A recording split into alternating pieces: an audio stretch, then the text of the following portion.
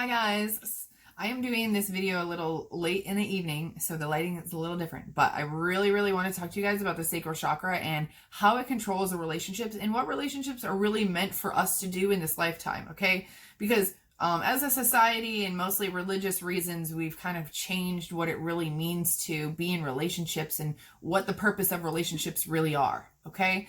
I mean, overall, if you really want to get to the end of it, it's personal growth. Okay, and I'm going to tell you how. So, in our sacral chakra, we have masculine and feminine energy. Okay, you don't have to. We're not talking about gender because we can have same-sex relationships and or in friendships and things like that. And one person just has more of a masculine versus a feminine energy at that moment. Okay, because we can change. We can shift more energetically male or female depending on our situation, what's around us, north node, south node, all that stuff.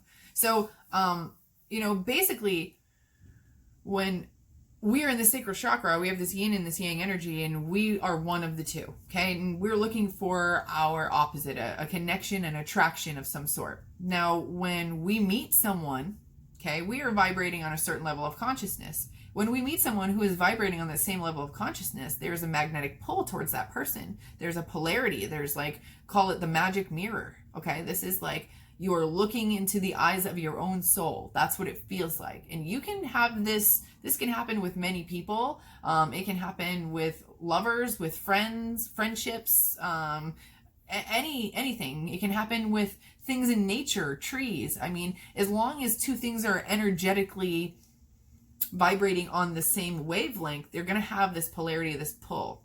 Okay. Now, this is why maybe you can have an attraction to someone and you don't really fall for them, or maybe you don't have an attraction for someone but you feel really drawn to them, because attraction is completely different than what I'm talking about.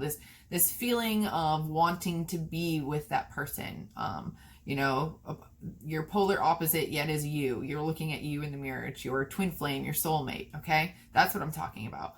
Now, let's just say the same two people, let's say that the female is vibrating on a higher wavelength, and this happens to be 3 years earlier, and you pass by this person. Okay, if this person is vibrating on a lower, this masculine is vibrating on a lower energy wavelength or level of consciousness, these two energies are just going to pass right by each other. Okay, there's no connection strong enough that's just purely physical that's going to get these two. Okay, because there's no polarity. They have to be on the same wavelength of energy. Okay, does that make sense?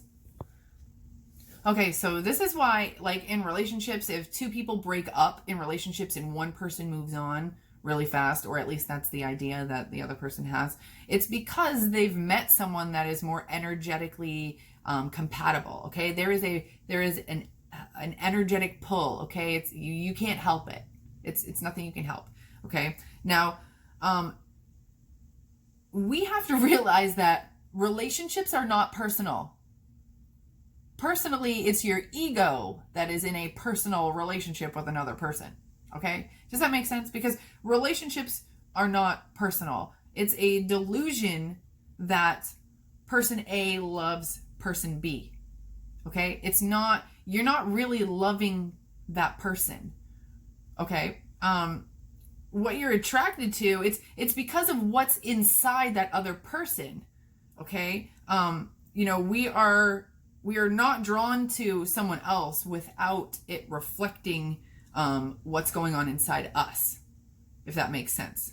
Okay, so we subconsciously exude energy, and we are drawn to the polarity of it. So if someone else is exuding energy that we need, you bet we're going to be attracted to it. And it's what's inside that person that we are technically attracted to. It's not that we, you can love the person in the moment and the things that they do for you on a different level or a different scale, but we're just talking about this relationship, okay?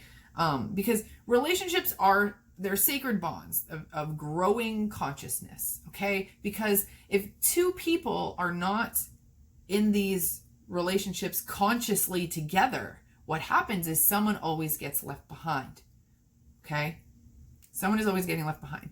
And that's when we fall out of relationships, or that's when we settle for things. Okay, maybe it's harder to start over, and all these worldly things kind of come in play, especially the fact that, you know, people get married and they say, I love you to the day that we die, blah, blah, blah. You know, the religious factors of marriage and staying married and not getting divorced. I mean, those are all limits that keep us from growing.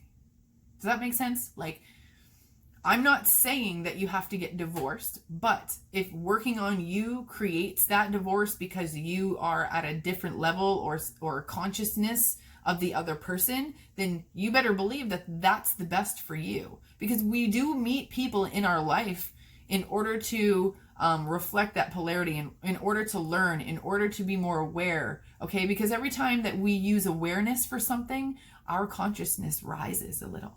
Okay, now think about this. Every time we work on ourselves, it's a threat to our relationship. Why? Because when we work on ourselves, our consciousness rises. When ours rises and our partner's doesn't, then we're missing each other. The polarity's gone. Does that make sense?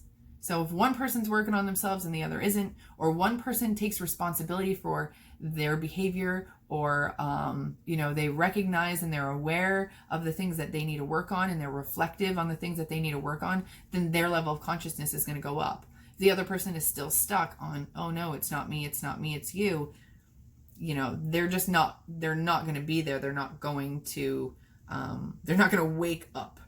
Okay, they're not going to wake up. Now, how do you have the best of both worlds? Okay, are we meant to stay married in society? Are we meant to have children and create these lasting contracts with people? And technically, no. Technically, we're not meant to do that. Technically, our energy wants us to continuously be meeting other energies and working on ourselves and elevating our level of consciousness. I mean, we are working towards ascension, right? So our level of consciousness, you know, needs to be high. And by putting restrictions on relationships, you know, we are keeping our consciousness suppressed. Okay? Okay, I just feel like I need to say this again. Okay, so when two people are arguing, or two people are not, they're not on good terms, they're not communicating well, there's something that's just missing, okay? It's very likely that person A, is acting as a polarity of person B. So the issues and the problems that person A has with person B is actually the problems they have with themselves. And person B's problems that they have with person A is actually a polarity and a reflection of the problems that person B has with themselves. Okay, so it's never ever the other person's fault for your own emotions. It's never ever your fault if someone goes off and does something else and says, well, you weren't there for me, so I cheated and I went and found someone else. That's not you, okay? Any problems you have with another person, another individual, anything, an entity of any sort, it's a polarity of what you need to work on and you need to be reflective on in you. And that's the only way that we are going to grow to a higher consciousness. Now, you know, I mean, I have a family, I have a husband, so how do we figure this out? How do we still become consciously aware? How do you make relationships last? Well, you have to grow with one another. You have to be consciously growing with one another, and that has to be a goal of yours. My husband and I, we have a goal. We know, he knows that I'm on this path. He knows that I put my all into it, that if I have an obstacle, something's uncomfortable, that I'm going to do it, and I'm going to uncover it, and I'm going to figure it out. And that raises my vibration. Okay. And he feels it, and he knows that if he doesn't do his reflective behavior, if he doesn't, look at himself and how, whatever it is, let's just say that I'm working on me and it makes him feel a certain way. He automatically understands that that's a polarity of something within him, and he's able to work on that. And that kind of brings him right back up. Okay. We are very completely aware that other relationships and experiences, I mean, I'm not saying relationships as far as like other marital relationships or things like that. But like meeting people and having experiences and, you know, not limiting ourselves to experiences with people and conversations with people that will enlighten us and bring information in, you know, like I'm only one person.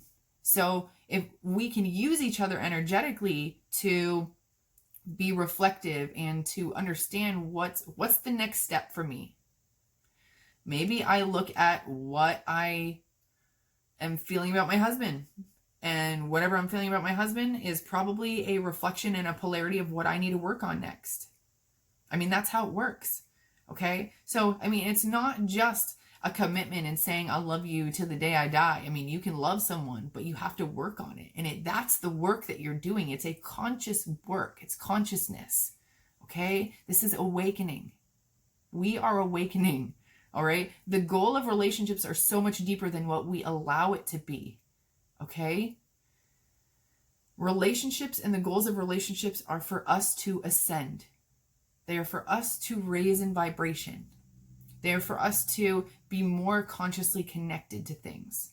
Because once we raise this vibration of our solar plexus, of our sacral chakra, guess what's next? Our solar plexus. Okay? And our solar plexus has everything to do with trust. Okay? So the relationships that you create, one, they're always learning opportunities. Two, they are not meant to be forever. All right? And you have to remember that. They aren't.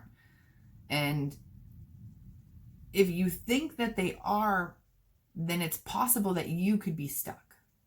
Okay? Maybe you want to have a conversation with your spouse about something like this. Just having more emotional awareness. It's about being emotionally aware. It's about not taking things personal. Okay? If I say something and it makes my husband feel a certain way, you know, I just have to look at him and be like, you know, that's something inside you, right? That's nothing to do with me.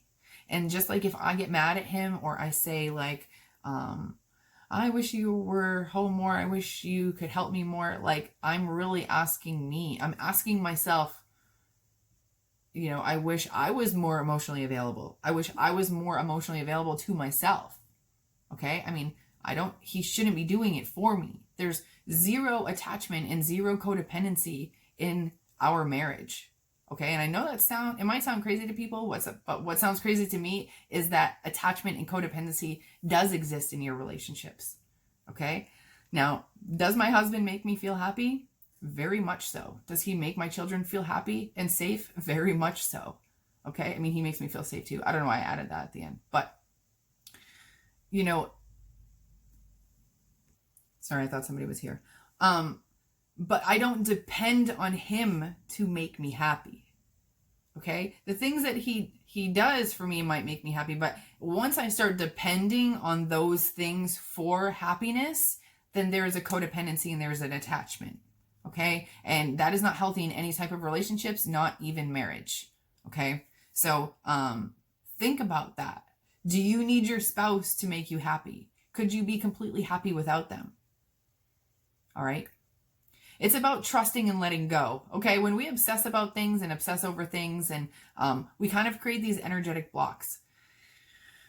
In these sacral chakras, what do we do with marriage and relationships? We just have to let go and we just have to trust that it will be what it will be because our solar plexus is about trust.